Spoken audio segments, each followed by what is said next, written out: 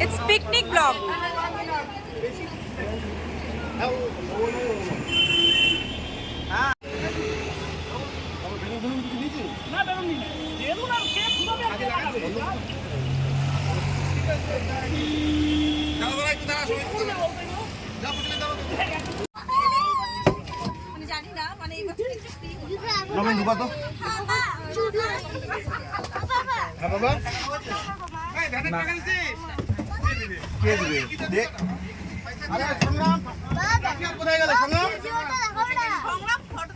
সংগ্রাম টাকা দে।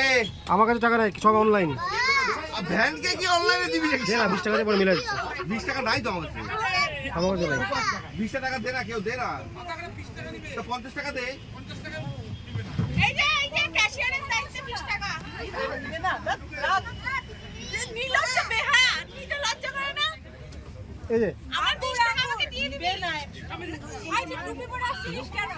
আরে আমার কানে কথা বলবো না। কথা রাখ।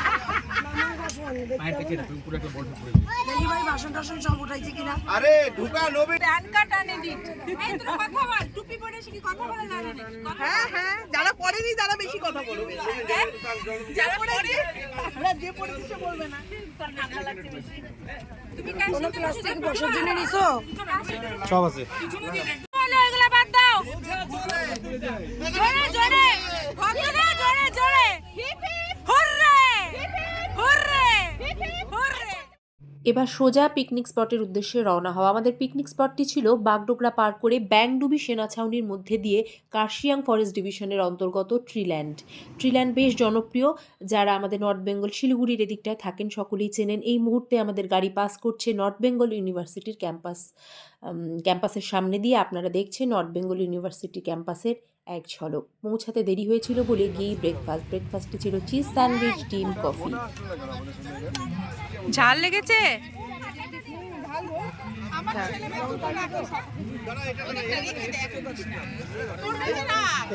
পরে সবাইকে আমি দিয়ে দিচ্ছি, কারণ পরেরটা কি জানি না।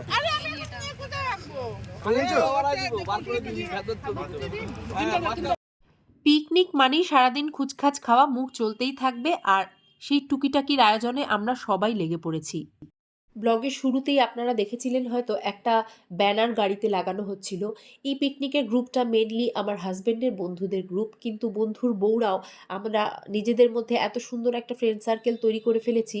গল্পে এতটাই মেতে উঠেছিলাম, ব্লগ তৈরি করতে গেলে ছোট ছোট মুহূর্তগুলো ক্যামেরাবন্দি যে করতে হয় সেটা মাথা থেকে বেরিয়ে যাচ্ছিল। আমার হাজব্যান্ড কিন্তু এই ব্লগটা করতে আমাকে অনেকটা সাহায্য করেছে, তাই জন্য ওকে একটা বিগ থ্যাঙ্কস। এরপর সেই মুহূর্ত যখন পুলিশ এসে হঠাৎ সামনে দাঁড়িয়ে বলল, স্টপ স্টপ।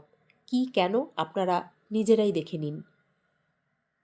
बच्चा लोग है, लेडीज लोग है, आ जाने से तो बड़ा लोग तो भाग दौड़ सकता है। ठीक है, बोला है, हम लोग चले जाएंगे। हम चला जाएंगे, थोड़ी देर में हम चला जाएंगे।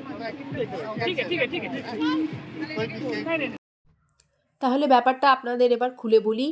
কেন পুলিশ এসে বললেন স্টপ থুরি? পুলিশ বলছি বারবার, উনি ছিলেন বন বিভাগের একজন কর্মচারী। আরও অনেকেই মানে বন বিভাগের স্টাফরা এখানে মোতায়েন থাকেন, যারা পিকনিক করতে আসেন তাদের সুরক্ষার কথা মাথায় রেখে। উনি জানালেন এটি একটি কোর এলাকা ফরেস্টের, এখানে দিনের বেলাতেও চিতাবাঘ, হাতি বেরিয়ে পড়ে। আর এখন যাকে দেখছেন তারা দলে দলে এসে ফলের লোভে হানা দিচ্ছিল, কারণ পিকনিক পার্টির কাছে প্রচুর খাবার থাকে, এখানে পিকনিক হয়, সবটাই তাদের জানা। কোনো বাধাই তারা মানছিল না, প্রচণ্ড দাপুটে। একজনকে শুধু ক্যাপচার করা গেছে। এখানে দিনের বেলাতেও হাতি নাকি পালে পালে বেরিয়ে আসে, আর সেই কারণেই ইলেকট্রিক ফেন্সিং দিয়ে একটা জায়গা করে দেওয়া থাকে পিকনিক পার্টির জন্য, যেখানে আর কি পিকনিকটা করলে বিপদের ঝুঁকি অনেকটাই কম। বন বিভাগের যিনি কর্মচারী তিনি বুঝিয়ে বলে গেলেন আমরা যেন বাচ্চা কাচ্চা সবাইকে নিয়ে ওই পাশটায় চলে যাই।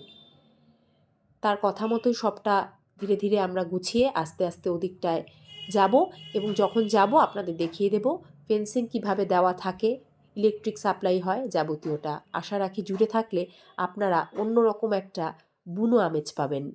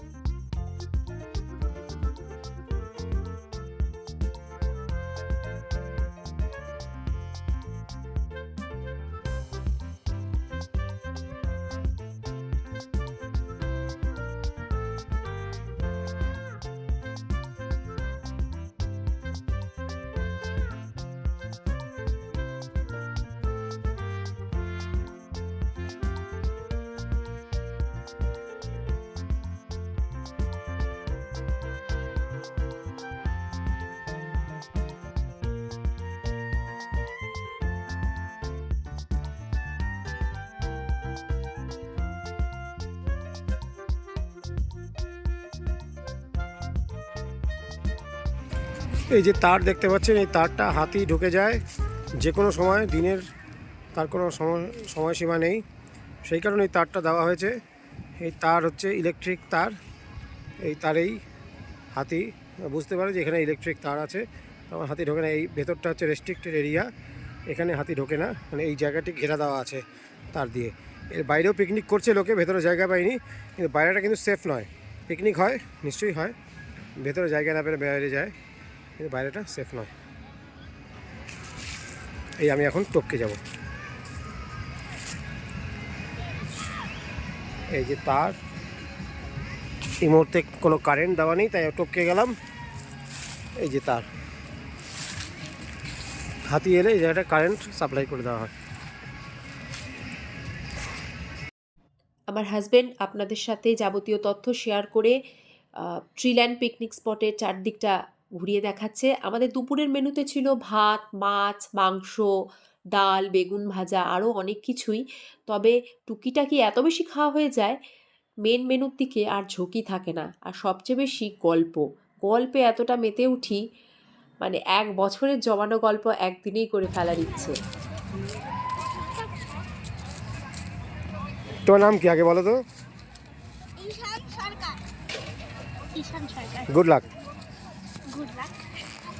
ও বাবা, বাবা বলো। আমি তোমার জন্য কি পাতার উপরে আরেকটা পাতা দিয়ে চামচের মতন বালি দিয়ে ভাত বানাবো, আর কিছু কাঠ দিয়ে ফিশ ফিঙ্গার বানাবো। হ্যাঁ ভালো। ঠিক। আর কিছু সবুজ পাতা দিয়ে অন্য কিছু বানাবো। বলো। Say something about picnic. জানি না।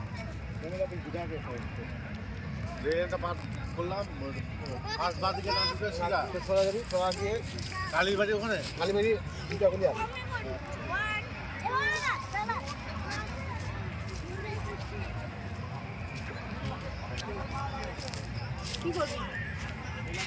কি আর বলো, ভিডিও করছি দাদা।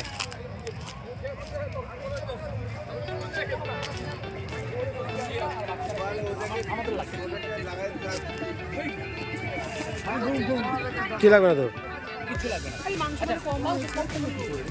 কম পড়বে না? বারবার খাচ্ছিস তো, এতবার করে নিয়ে আসছিস। নর্থ বেঙ্গলের চারপাশের প্রাকৃতিক দৃশ্য এতটাই সুন্দর সাজানো, যেন মনে হয় ক্যানভাসে কেউ রং তুলি দিয়ে এঁকে রেখেছে। নর্থ বেঙ্গলের যে কোনো পিকনিক ব্লগ বা আশপাশের দৃশ্য মানে উপরি পাওনা পাহাড়, নদী, ঝর্ণা, আর যার টানে বহু পর্যটক এমনিও বেড়াতে আসেন সুন্দরী উত্তরবঙ্গে। আসলেই প্রকৃতি আমাদের ঢেলে সাজিয়ে দিয়েছে। ব্লগ এনজয় করে থাকলে একটা লাইক দিয়ে দেখার আবদার রইল।